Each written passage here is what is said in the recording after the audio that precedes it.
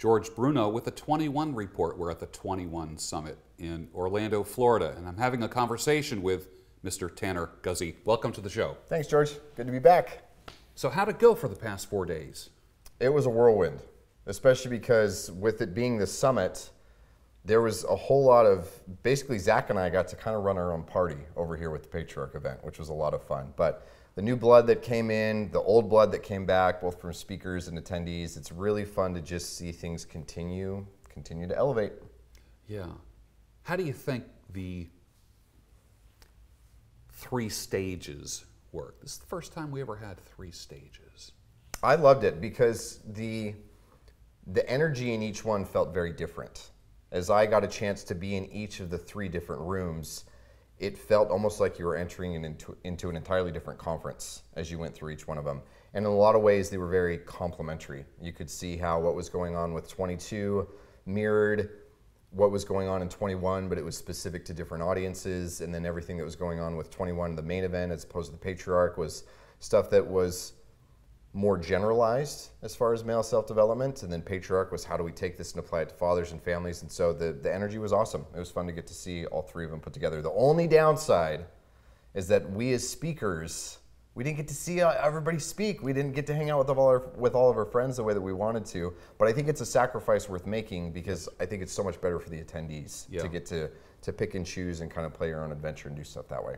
That was one of the things I just had a conversation with Jack Donovan in here, and he said for the first time he actually got a chance to enjoy the entire thing rather than being on the whole time. Yeah, because he got to come as just a guest instead of being part of one of the stages or being a speaker or anything else, and he just got to absorb it, which I'm a little jealous of. Yeah. Who was the surprising speaker for you? I think the one that really comes to mind for me, there's 2. One was Michael Foster, just because having been involved with this event for so long and seeing where it was when I first came in and then how it was in 2017, and then to hear a pastor come in and basically give a sermon for an hour it was cool to see the evolution and to see the progress. And it's not for everybody in the audience, and that's fine, but the fact that Anthony is willing to say, I don't care, come in and talk, as long as you're trying to help men be better, and if that's the channel that you're doing it, then do it. And the fact that it did resonate with so many men in the audience was really awesome. The other one was Jeff Putnam, who's the one who kind of closed us out on Sunday. And man, his story, I'm not crying, you're crying. Like, his story was pretty insane as far as the sacrifices that he's made, or how much of a low point he was at, especially because I think a lot of people, when they see what we're trying to do with men, and you get your stereotypical, this is the guy who's into the manosphere and it's the basement dwelling nerd or the sad sack or whatever else, and it feels like, one, most of the men, the vast majority of the men who I've seen over the years at these conferences are not like that. But 2, you get men who are like that, and they're not trapped that way. Jeff was homeless. He was having to sling a sledgehammer to break up concrete chunks to try and provide for a family that didn't want anything to do with him, because he was a failure. He was a failure, period, by every definition of the word. But he stepped out of it. He improved. And it wasn't just pretend, and it wasn't just superficial. And he's now better off than most men in the country because he put in the work, and he adopted all these principles that we talk about here in these conferences, and it works. So it was really cool to get to see his whole journey and his whole progression. And he's not a professional speaker. No. He's not going from city to city to city to conferences. No, I think it's probably one of his first gigs ever. Yeah. Yeah. Interesting. Overall, did it work? Did the whole conference work? It was risky. Socrates said we dared to make it work.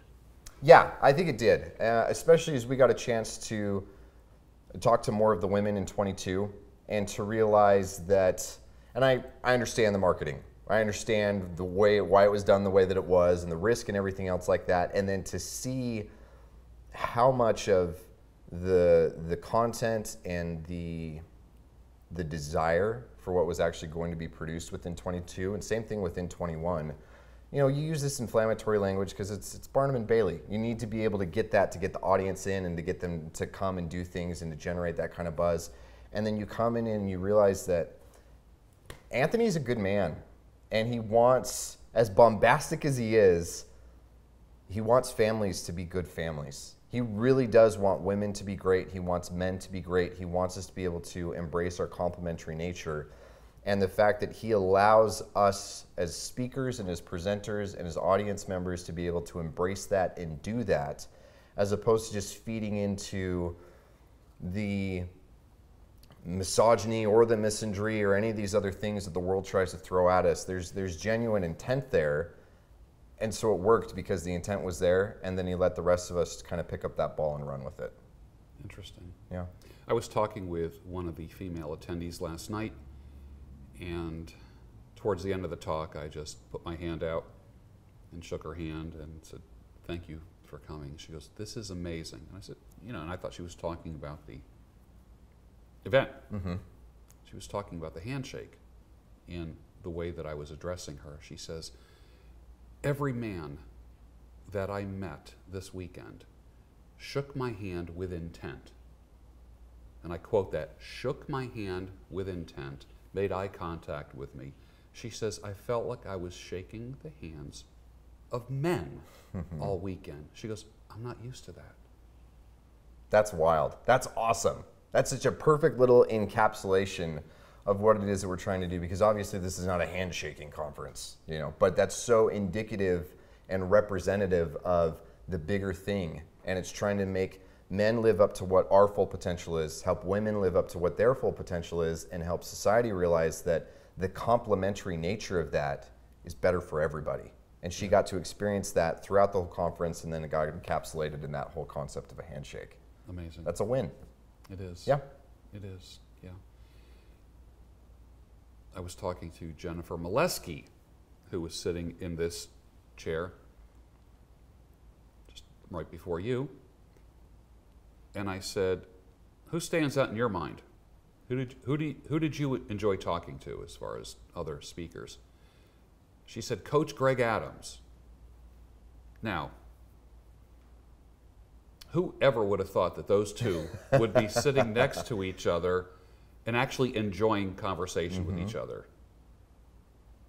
I didn't expect that. Both very polarizing in their own right. 100%. Yeah. 100%. I know some people already told me, some guys, I posted a picture of something and some guy said, "Oh, I see you handed in your man card." We talked about this last night. Like, whatever, dude. Okay, whatever. Sorry, I lost your approval, Mr. Random on exactly. Twitter. I should have checked with you first. Yeah, yeah. Is there a such thing as a man turning in his man card? I would say yes. There is. You can absolutely. Masculinity is something that has to be built and it has to be maintained, which means it can be given up. You can do that. But it's pretty stupid to think that getting along with women means that you give up your man card. Yeah. What a stupid way to define being a man, is we have to be at each other's throats, or I have to be keeping you under my boots and you have to be squirming to get out in order for me to be a true leader. And if I don't do it that way, I've given up my man card. That's a dumb idea. Yeah, I think so too. Do you feel that when you spoke to the ladies at the 22 convention, did you have to go easy on them? Did you do red pill light? Or did you tell them the truth? Did you have to modify for ladies? Well, my experience with 22 was a little different because I didn't present or speak as a normal speaker. My wife and I did a question and answer. Yeah. And so, in a way, no, because I would say that the truths that we try and espouse, the way that I try and talk about things, I don't go for the shock factor anyway.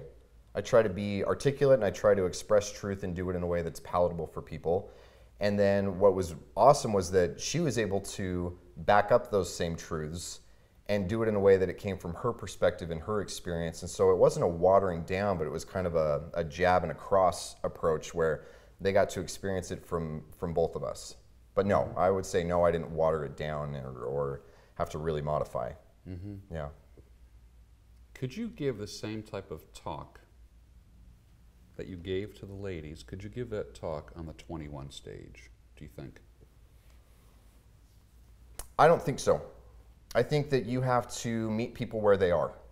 I don't think that I can talk to my 4-year-old daughter the same way that I can talk to my 8-year-old daughter. I don't think that I can talk to some of our close friends that we're connected with as couples the same way that we talk to other people that are in our neighborhood or go to church with us or things like that. And I think one of the responsibilities of being a truth teller is being able to convey that core truth. It's the same truth, but convey it in a way that your audience is receptive to hearing it. So no, I don't think that I could have given my Patriarch keynote presentation on the main 21 stage the same way, nor could I have given it in 22 the same way, nor do I think that I should have. I think it's socially obtuse to think that you can or that you should, because that goes back to this idea of we're all equal and we're all the same in a very unrealistic kind of way. We're all equal in value, but it should be in a complementary way, and I think you should lean into what those differences are.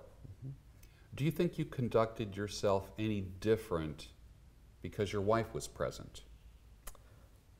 Not as far as... And I'm not saying that to trap you, because No, I understand. I didn't see a difference. Yeah. You were very congruent. It Good. wasn't like when you're here on your own and, and your wife is... It's not like, woohoo! Can't wait! Yeah, no, the only thing that I would say boys is different, weekend out. Yeah, can't wait Yeah. to get away. No, the only thing that was different was that I spent more time with her as opposed to hanging out with the other speakers. I was in bed earlier or stuff like that, and I don't even know if that's because she was here, or if that's because I was in charge of emceeing and I had multiple presentations to give and stuff like that, or if it's because I'm older and the idea of staying out till 4 in the morning does not appeal to me anymore or anything else like that. So there were changes. I just don't know if my wife is causal or correlated. Yeah, okay. Yeah. Excellent. Last night you and I were talking, I said, boy, I love your hair. It's long. I'm so used to that shaved head kind of thing. Yep. That I've seen for a couple years now, and that you come back with this mane with texture and dimension. And I said to you, what product are you using in your hair? What was your answer to me? I'm not using anything. I've, man, this is an interesting admission. I have fallen into weird health Twitter, where I'm mouth taping to breathe better at night so I can sleep. And I'm because I love experimenting with things. And I love the idea of, it's boring to think that scientific labs and study and research has the answers to all things. I think we miss out on a lot of experimental nature of reality, and there are ways to just try things like that. And so one of the things that I've been playing with is I haven't been shampooing my hair for a little over a month to see if my natural oils will come back and how healthy my hair is or anything else like that. And you combine that with the fact that I live in the dry desert, and then all of a sudden I'm injected into all this humidity. And this is what we get now. So we'll see what happens. So what is the purpose of not shampooing your hair? And I'm not condemning it, because I'm a firm believer, and our bodies do naturally create everything that we need to look and feel good if we feed them properly. And my temptation is, like for instance, I know with beard care, people say, should I use beard wash or this product or that product? And we both know people that have beard product companies, people that we like and respect and so forth. And when I tell people I wash my beard once a week. Blasphemy, sir. Exactly. Yeah. And I said, why would you want to strip what I call God's conditioner, God's beard oil? Every hair follicle has its own little oil producing factory with it. Yeah. And every hair follicle in your body has an oil sac connected with it. Yeah. So what the shine that I'm seeing bouncing off your hair, that's Tanner Guzy. Right, that's the real deal. That's not something that I got in a bottle. Yeah. Yeah. And that's kind of the whole approach is we look at so many things, especially related to health, that rather than getting back to the source, rather than teaching us to breathe with our mouths closed and getting our jaws to grow the way that they're supposed to, we take out teeth and we put in braces and we straighten the teeth in the smaller cavity that's created. Or rather than dealing with the fact that We are hormonally imbalanced because of all the different things that we're exposed to. We just inject exogenous testosterone into ourselves. Or there's all these things that we do that just put band-aids on the solution or on the problem, or it creates a new problem and it's a cascading effect. Yeah. And I do think that there's this natural fallacy of the further you go back to nature, then all of a sudden everything's better. I think that there's a fallacy to that idea. But what I'm willing to do is experiment and see what if this works. And maybe it does, maybe it doesn't. But I'm willing to experiment with it, and we'll come to our own conclusions from there. Okay. Yeah. How long will you do that? I don't know. Until it gets to the point that I either realize it does work or it gets to the point where it's starting to smell bad or something. So far it's good. So far it's good. How do you know when it's working? The fact that it does, okay, normally when my hair is this long, it's this big poofy fro weird thing because it's all dried out because I shampoo every day like you're supposed to, and it doesn't fall, it doesn't do anything. I look like Councilman Jam from Parks and Recreation, which is a terrible reference, but that's about as accurate as it gets. So I don't know what does work looks like. Up until this point, it does work, and doesn't work means it smells bad or it turns green, or my kids are commenting on how I've got bugs in there or something else like that. But until that point, I guess it works. Are you doing the same thing with your beard? Yeah. Yep. Okay. Yeah. Excellent. Still trimming them, still getting cuts, doing things regularly. You know, it's not let's be a complete barbarian. Yeah. But experimenting. Okay, that's interesting.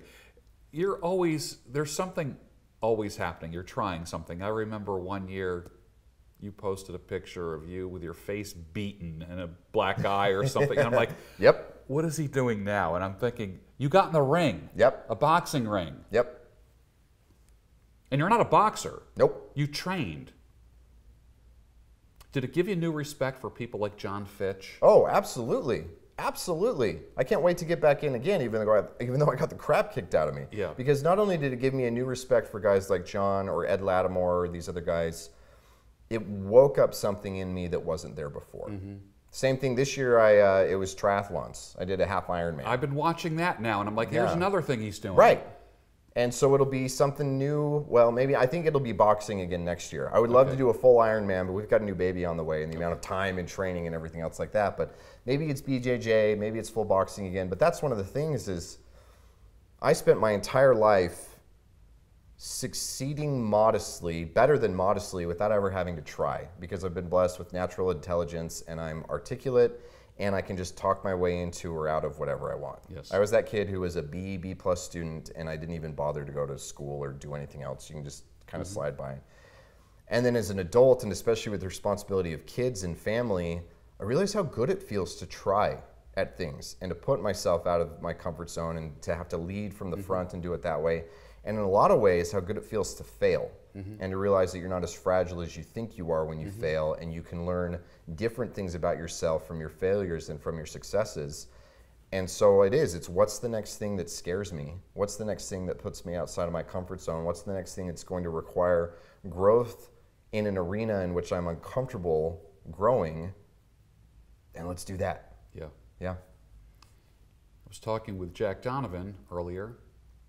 You don't have to give anything away, but apparently you inspired him to do something that made him pivot.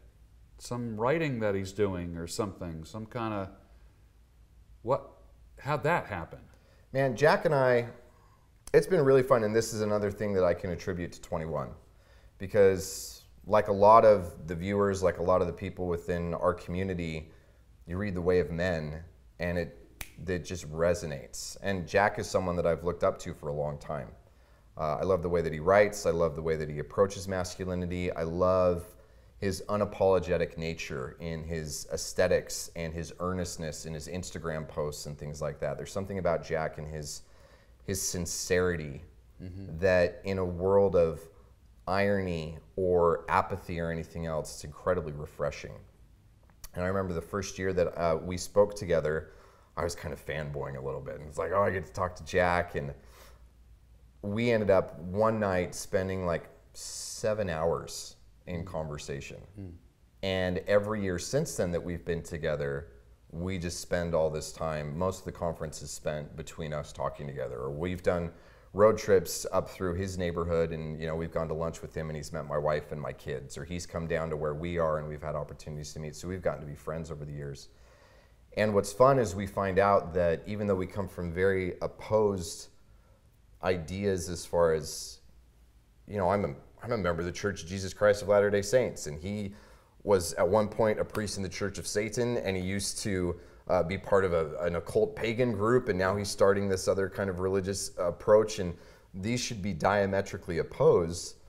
But when it comes down to the underlying principles of these things, we can find that we have a lot of common ground. And so as he and I have talked unapologetically from where we come from, these different directions, then we've both been able to build each other up as far as, well, okay, that idea makes sense in this context, and that makes sense in this context, and then it builds and it grows from there. And so I'm very humbled by the fact that his new book that he's working on, that I can see things that are a direct result of conversations that we've had over the years, and that I've been able to be a part of helping him develop that. It's been fun, and I can't wait to see how we continue to help each other develop and grow. Excellent. What is next for Tanner Guzy? Another kid. Okay. Yep. Number 5. That's the big thing on the list. But honestly, it's more of a continuation of a push for. I still love doing the style stuff. I had 6 of my one-on-one clients. I've had even more of my group coaching clients who have been here, and I love seeing the progress that they make and the fact that these are the best dressed men in the room every single time we're here. I love the style stuff. It's a blast, and I love the opportunity to do that. And I'm feeling more and more of a calling and this pull. It's like there's this string attached to my chest that's pulling me out of make families aspirational. Let men know how awesome intentional fatherhood is, how great it is to accept the responsibility of leading your family, how much more love and satisfaction you can get in your marriage, how much more satisfaction and love you can have with your children, how much better their lives will be, how much better your wife's life will be, how much better your own personal life will be. And I hope that what's next for Tanner is that I'm this average guy because I'm surrounded by all these other aspirational fathers. It's what I love being around guys like Zach Small, because he makes me feel normal and makes me realize that I'm weak in some other arenas in which he's strong, and that I have to step up my game. So it's continuing to push more and more for great, intentional, godly fathers. What speaker has grown the most? We're not all experts. We all admit that we have vulnerabilities and weaknesses. That's one of the things that I think is the hallmark of a lot of the speakers, most of us, is that we're not all superheroes. Right. Okay. Who has shown the most growth over the years that you have seen? Whose message is just like, wow, now that was okay a few years ago? Well, it's fun to think about that, because I think about stuff like where you and I are, where we came in because I was the clothes guy and you were the beard guy. Yeah. And that's not what people come to hear us talk about anymore. Yeah. You think about guys like Zach, who came in and he was talking more, not hypothetically, but a little bit more philosophically and kind of ambitiously about what it was to be a father, but he's not working a 9-to-5 anymore. Yeah. He's built a business and he's led his family and he's doing all these other things. And so I would say, there's not one in particular that I can put my finger on, but there are very few speakers who have been here with us, especially since kind of this big 2017 when we started bringing in guys like Zach, like you, like Ed and Alexander and all these other speakers, Jack and others. There are very few who are still talking about what it was that they were originally here to talk about, because they've already built that row of bricks in their lives, and they're continuing to build the next one and the next one and the next one. And that's what I love, and that's one of the changes that we've seen within the conference that I love, is that the speakers that do just want to talk about the same old have fallen off. Yeah. They've fallen away because the audience and the men here that are a part of 21, it doesn't mean that we've abandoned those things that we were talking about and that we needed before. We still need those things, but that layer is laid. It's time to build the next one and build the next one on top of that. And so I love that the caliber of speakers are men that continue to do that, and you see it in so many of them. I love that. So we are evolving as well. Yeah, we better be. It would be a waste for Anthony, for me, for everybody else if I were given the same presentation that I gave in 2017 or in 2016. Yeah. What a joke. What kind of a man would I be if I stagnated at that one level? You're right. You're right. I had a good time talking with Jeff Putnam yesterday, and it was kind of, I only knew him from Twitter. Mm-hmm. And then meeting him in person was very interesting. And then talking to him in depth about what you had talked about, the homelessness and so forth, and how he grew. And it was, you know, poop or get off the pot. Yep. Yeah. A lot of times we have to get backed into a corner before we make a rough decision to, we're going to make it. Yep. Failure's not an option. Absolutely. As far as your family is concerned, you have a child coming. Mm-hmm. Number 5? Number 5. Number 5. Do you raise child number 5 differently than you raise child number 1? Yeah, how do you not?